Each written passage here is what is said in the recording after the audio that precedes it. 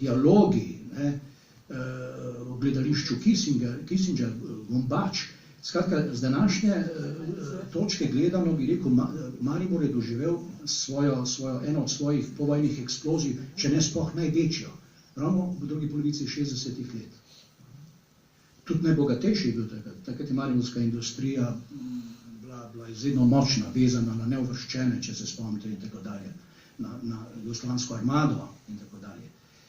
Skratka, poleg tega je še en moment bil, kot človek, kot pesnik, moram zdaj reči, ki ni bil zadovoljen z tistim, kar se je v slovenski literaturi prikazovalo kot poezija. Ampak me je, kot sem že povedal, zanimalo vedno raziskovanje tistega, kar ti je dano. To me je prepeljalo pravzaprav tudi v kroge avantgardnih skupin.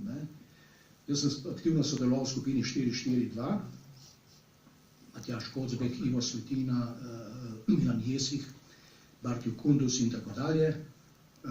Izdali smo, če se prav spomnim, svojo številko takratnih problemov in začeli smo se povezali z Dušanom Jovanovićem, ki nam je literarni večer, ki smo ga hoteli takrat, ki smo ga izvedli v Mali drami in smo mu dali naslov Žlahtna plesen Popilje Ferkeverk, po enem verzu Milana Jesiha. In smo prosili Jovanovića, če bi nam samo nekoliko, bi rekel, režiral ali pa aranžiral ta literarni večer. Jovanović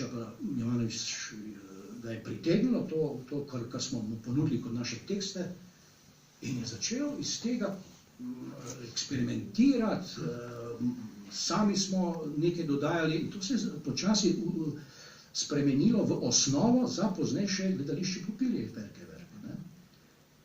Druga predstava je bila znamenito Klanje kokoši na odprti sceni.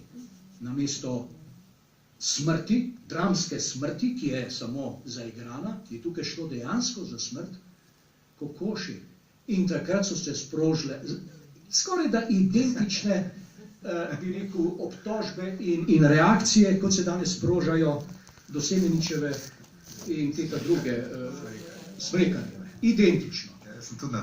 In ko smo to počeli, spet na identičen način so se starejši slovenski literati z Josipom Vidmarjem na čelu, celo s Štihom in tako dalje, oglasili, Miškom Krajncem, oglasili v delu čez celo stran z napisom Demokracija da, razkroj ne.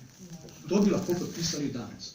Skratka, vedno znova se ista matrica ponavlja. Tudi pri Prešernu so zažgali en kup njegovih poezij, ki da ne bi kvarile slovenskega naroda in tako dalje. Ne da bi bili, zlasti politiki, ne da bi bili izobraženi, ali pa vsaj da bi bili toliko modri, da bi bili tiho. Kot je rekel Mitterrand, zamudili ste priložnost, da bi bili tiho. Ker ne razumejo razvoja literature, jer vse zastojn politik razmišlja na drugi špuri. In skratka, vse to so bila 60. leta.